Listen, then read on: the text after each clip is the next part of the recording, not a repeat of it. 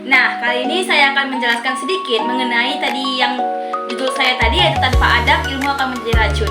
Teman-teman pernah berpikir nggak sih Ulama-ulama terdahulu, imam besar terdahulu seperti Imam Syafi'i, Imam Hambali, Imam Maliki, dan lain-lainnya gitu kan, mereka itu orang yang berilmu gitu kan, orang yang luar biasa ilmunya, luar biasa halnya. Tapi apakah mereka hanya berilmu saja? Apakah mereka hanya orang yang luar biasa saja dalam ilmunya? Enggak, mereka itu adalah orang yang mendahulukan adab sebelum ilmu. Sebenarnya prinsip ini sendiri sudah ada sejak zaman Rasulullah SAW gitu kan. Pernah nggak teman-teman dengar cerita bahwasanya Rasulullah itu pernah malaikat Jibril pernah bertemu dengan Rasulullah di hadapan para sahabat, di mana malaikat Jibril datang dengan berupa manusia, duduk dengan sopan, lututnya bertemu dengan lutut Rasulullah SAW gitu kan, lalu bertanya dengan tenang tanpa memotong jawaban dan mengakui kebenaran yang disampaikan oleh Nabi.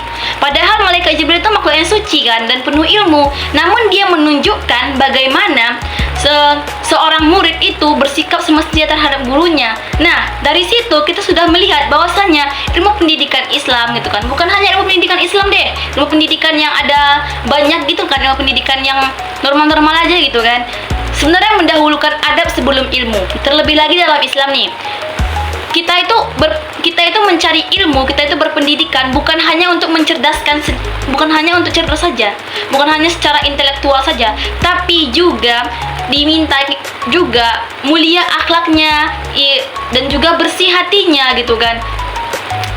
Para ulama terdahulu gitu kan sangat-sangat menekankan bahwasanya keberhasilan seseorang dalam menuntut ilmu itu nggak hanya diukur dari beberapa banyak pengetahuan yang dikuasainya, tapi seberapa dalam adab yang dia miliki gitu kan. Sama aja nih, percuma kita sebagai seorang muslim gitu kan, kita nggak memiliki adab. Umpama kita itu sekarang ada di atas angin, di atas awan kita ini kan, tapi padahal kita ini lebih rendah daripada ikan yang ada di lautan. Kenapa demikian? Karena ikan aja yang dia di dalam lautan aja gitu kan, dia aja memberikan manfaat, apalagi kita udah tinggi-tinggi ilmunya sampai SS sekian tapi nggak ada manfaat yang kita bawa, percuma aja kan gitu kan. Sama aja kita kayak ilmu yang tadi kita miliki itu bukan hanya menjadi racun bagi diri kita sendiri, tapi juga menjadi racun bagi masyarakat sekitar gitu.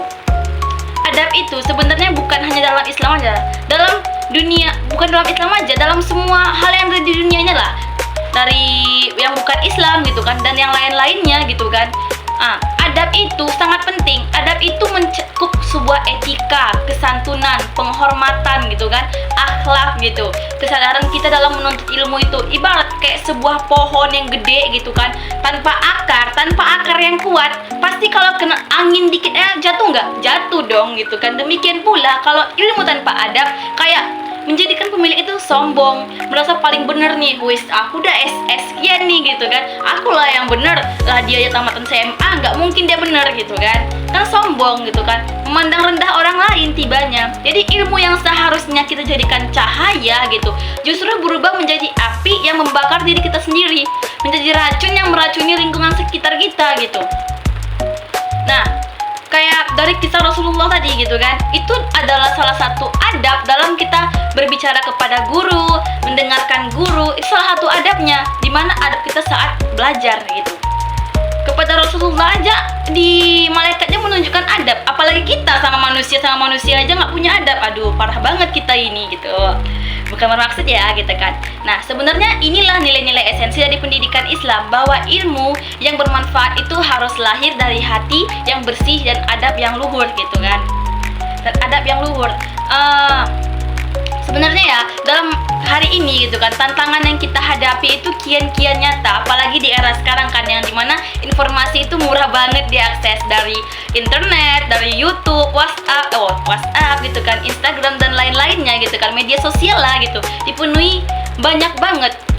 Mudah banget kita mengakses ilmu, banyak kok ilmu dari media sosial, cuman tanpa bimbingan dari adab tadi. Maka kayak contohnya media sosial kan banyak dipenuhi oleh perdebatan, caci maki, bahkan sikap merendahkan atas orang lain atas nama kebenaran ilmu. Bahkan sebagian orang merasa tinggi karena ilmunya, tapi lupa bahwa ilmu dan akhlaknya lupa bahwa ilmu tanpa akhlak hanya melahirkan arogansi.